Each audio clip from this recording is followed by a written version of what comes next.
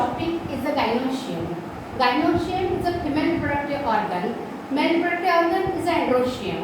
Now gynoecium is also known as pistil or it is also known as megasporophyll. Gynoecium shows two types, apocarpus and syncarpus. Now in typical type of a gynoecium shows stigma, style and ovary. Stigma, style and ovary. This is the typical structure of a gynoecium. Gynoecium individually consists of a carpels. Now in this ovary, the carpels are present. When these carpels are single, for example mango, wheat, rice, is known as uniovulate.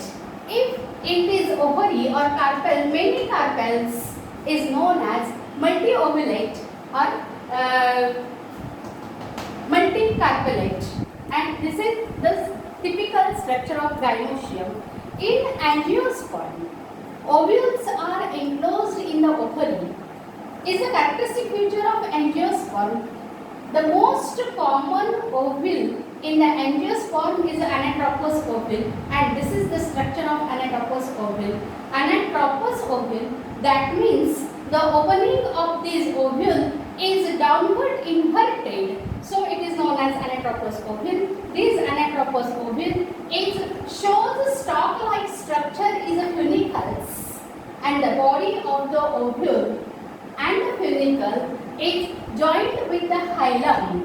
This is funicle and this is the body structure of the ovule. Its joint is known as a hilum, and this stalk-like structure is known as funicles. Now internally there is parenchymatous nucellus is covered with two layers is known as integuments.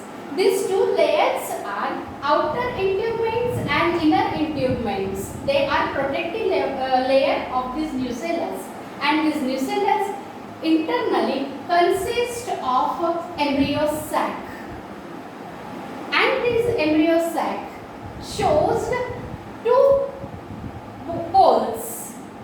That means upper, that is the upper side, that is the base of this ovule known as chalaza, and opposite side there is the apex because they are downward inverted.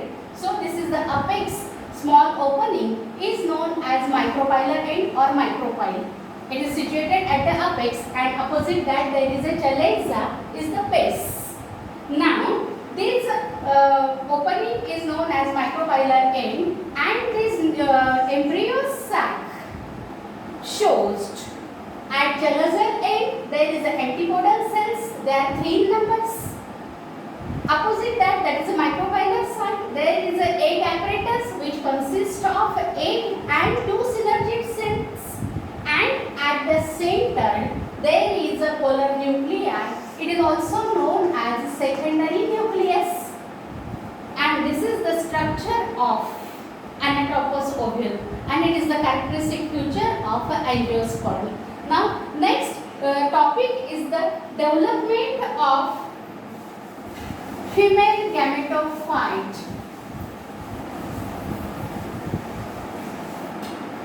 There is a female gametophyte. The development of a female gametophyte, which shows first of all there is a micro mother cells. These micro mother cells divided into 4 haploid tetrad cells with a nucleus. These micro mother cells, they are diploid, and they are divided into 4 haploid megaspores.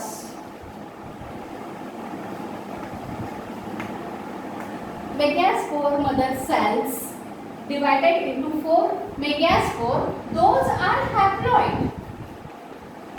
those are haploid and they are tetrad in linear position.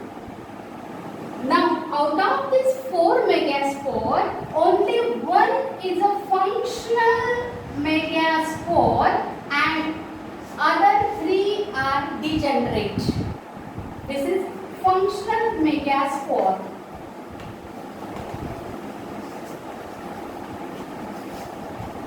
Functional megaspore. In functional megaspore, and these 3 are degenerate. Unfunctional. 3 are unfunctional, they are degenerate, and only one is a functional megaspore. In that, first meiosis division takes place to divide into 2 cell structure. Again, mitosis second division takes place. They are divided into 4 cell structure. They are divided into 8 cell structure. This meiotic division takes place continuously and 8 cell structure are formed. When these 8 cell structure are formed, they are developed into embryo sac. In each pole, there are 4 nuclei. Out of these 4 nuclei, 1 are get together at the center and 3 at each pole. 3 at each pole. One side there is antipodal cells, 3 are antipodal cells, and 8 apparatus, that is 8 cells at center, and lateral cells are synergids. Lateral cells are synergids, and gather these 2 nuclei at center is known as polar nuclei, or it is also called secondary nucleus. And this is the embryo sac or female gametophyte, and this all diagram shows the development of a female gametophyte. On this topic, there is a 8-mark questions are asked. Described female gametophyte with a suitable diagram, and this is the answer. Now just read these diagrams is the explanation of female gametophyte. Again, in short, there is a microspore mother cell. Microspore mother cells are divided. In that division, meiosis division takes place. These microspore mother cells are diploid. They are divided into haploid 4 cells. They are tetrad in situation. Out of these 4 megaspores, only one is a functional megaspore and remaining 3 are unfunctional, so they are degenerate. And these functional megaspore, first meiosis division takes place. They are turned into 2 cell stage. Again meiosis division second takes place. These 2 divided into 4 cells. 4 cells again divided into 8 cells. These 8 cells are 4 are at each pole. And when these 8 cell structure, they are developed into matured embryo sac. This embryo sac is like this. 3 are antipodal cells, and opposite there is a egg apparatus. Center one is a egg cells, and lateral 2 are the synergids, and 1 nuclei are gathered at the center from each pole is known as polar nuclei or secondary nucleus. And up to this is the answer of that question, that is the described development of female gametophyte. Okay, now then next topic is a pollination.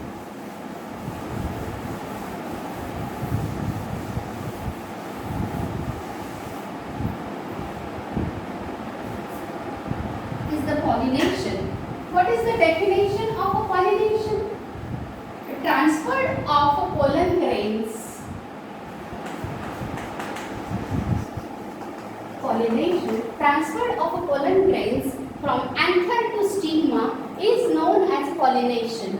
Now, this pollination is prerequisite for the fertilization because both gamete, that is the male gamete and female gamete are non-motile, and hence pollination having two types. First is a self-pollination, and second is a cross-pollination.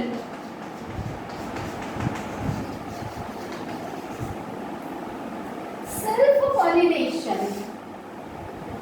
that means the transfer of anther to stigma is in single flower in a same plant is known as self-pollination. Single flower in a single plant is known as self-pollination.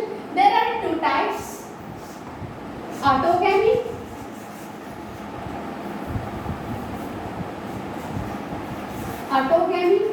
and second geitonogamy.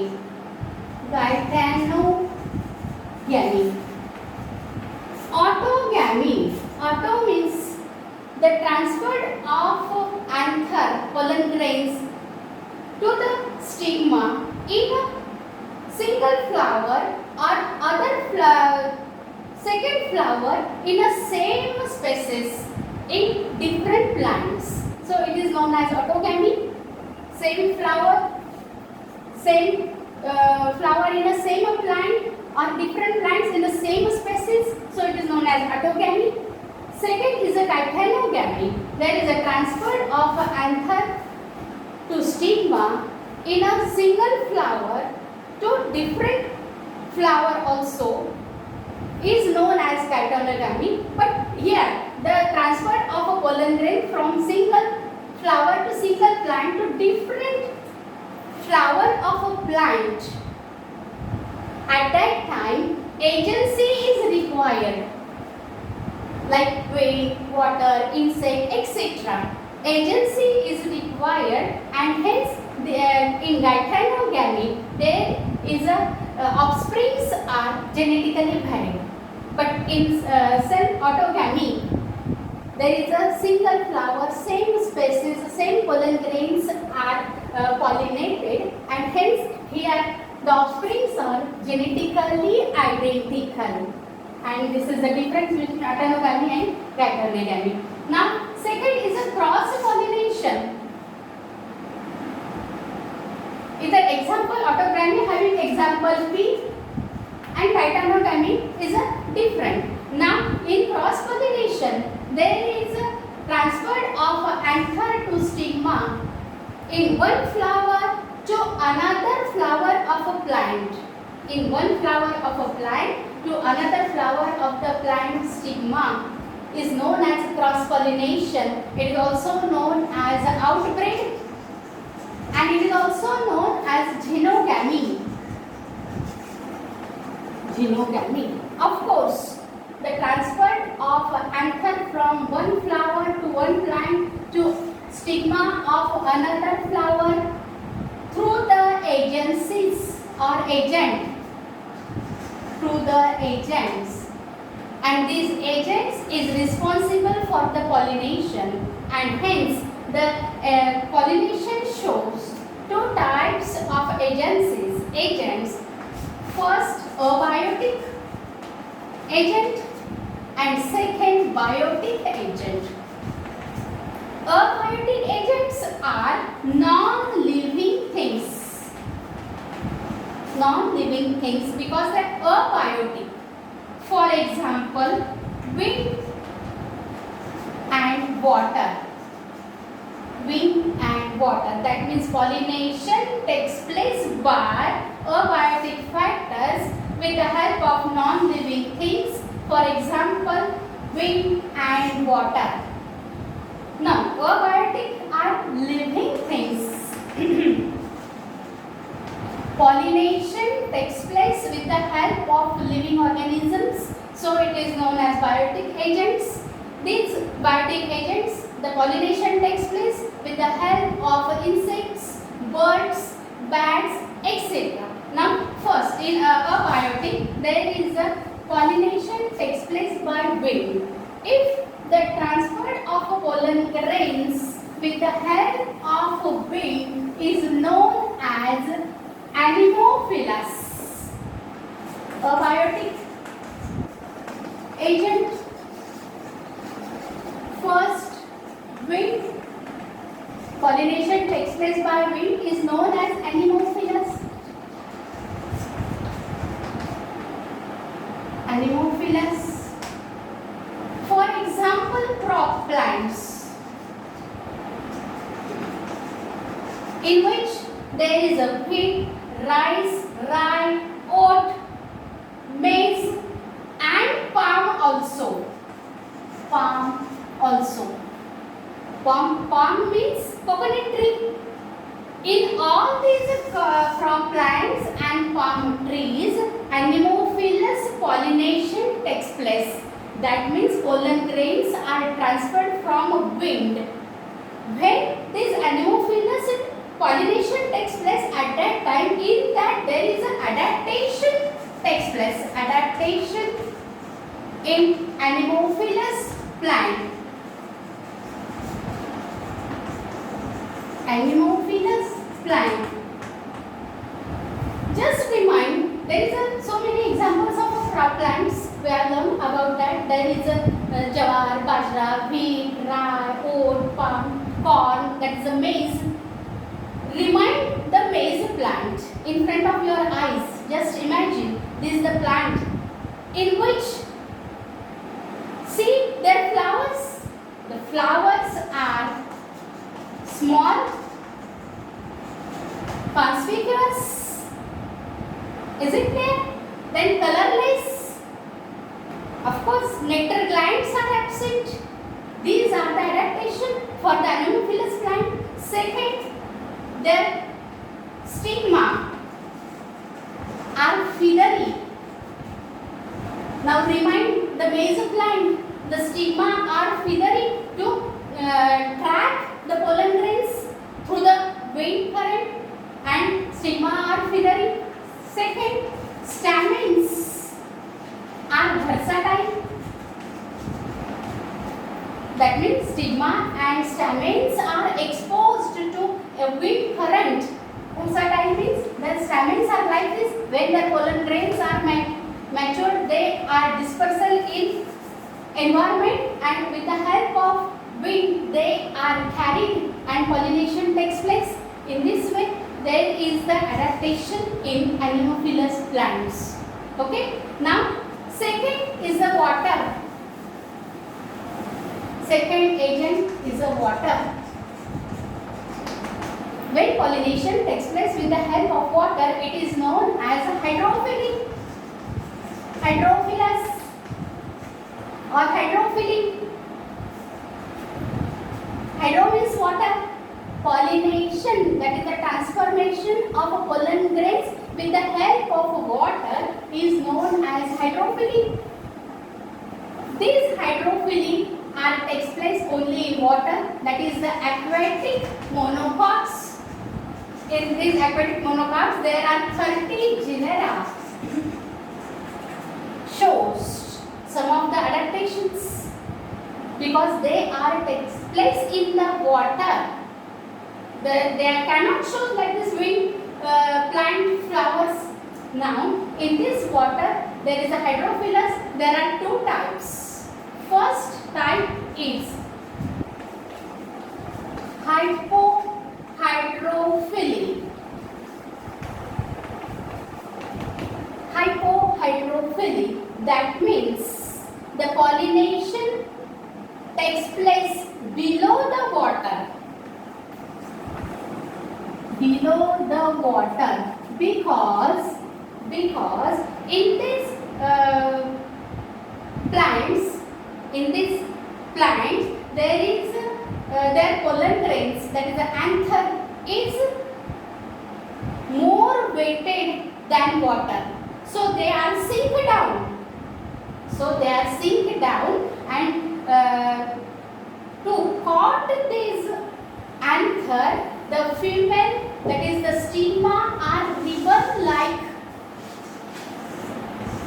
more long, and reach up to this anther and caught, and pollination takes place.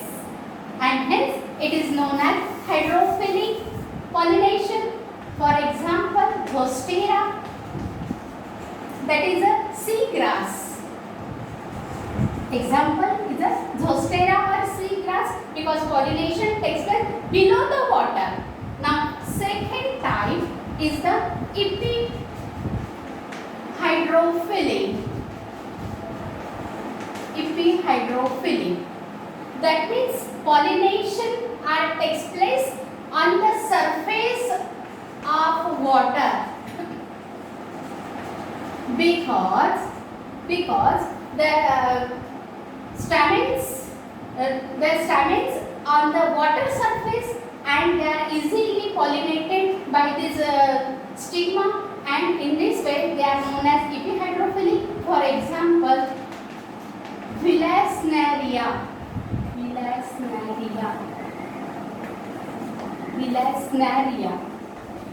or Miscellaria. This is the two example of this water pollination. That is a abiotic agent. Now, what about biotic agent? Second is the biotic agent. Biotic, that means living. Biotic means living organisms takes place in this pollination. They are helped in this pollination. But in first, the pollination are transferred from insect is known as entomophily. Entomophily by insect. Second, pollination takes place with the help of birds is known as ornithophily. By birds. And pollination takes place with the help of a bat is known as chiropterophily. Chiropterophily. With the help of bats, where these pollination takes place through these agencies, through the insect, through the birds and bats. At that time, their adaptation are also varied.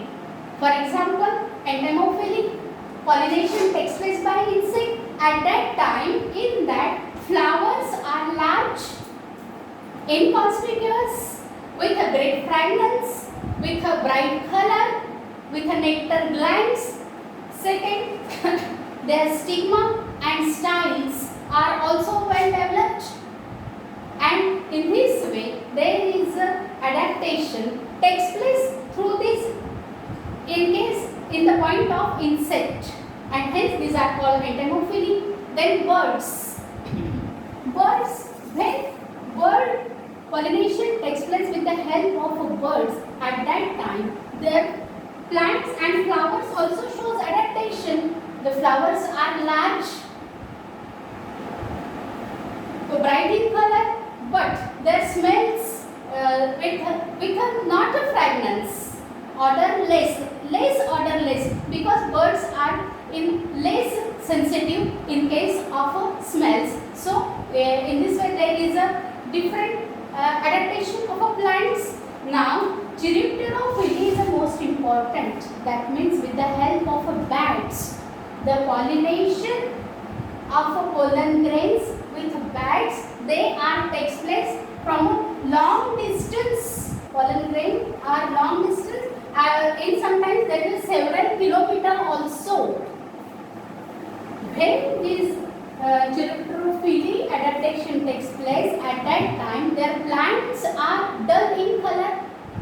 There are great fragrance, intense fragrance, because their period is a long distance. So this is the adaptation in the chiropterophily. In this way, their pollination takes place with the help of two agents, abiotic and biotic agent. Okay.